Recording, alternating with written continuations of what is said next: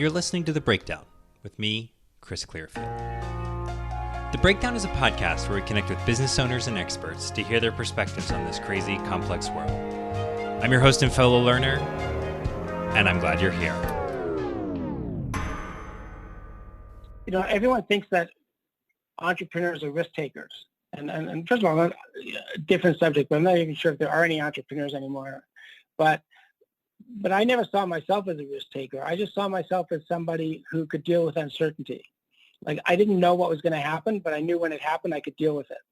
Yeah. You know, and you know, that I would somehow, that I would get through. There were times over the last 30 years, where I was actually more sure that the business that I was about to go under than I am now. I mean, I used to be sure that, you know, within a few months we'd just go under, that something was going to happen, or, you know, our top speaker left or something happened.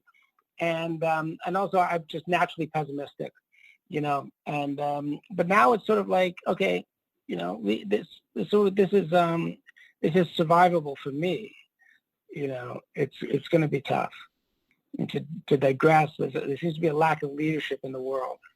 One of my clients once explained leadership to me. He said, leadership is getting people to do something they don't want to do, but to get them to embrace the experience of doing something they really don't want to do. That's what a real leader does.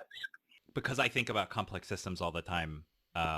One of the things I think about is, one of the analogies I like is the avalanche, right? Where you might have a mountain that has these kind of layers of snowpack on it that makes it particularly conducive to a kind of big, you know, a small trigger causing a really big event.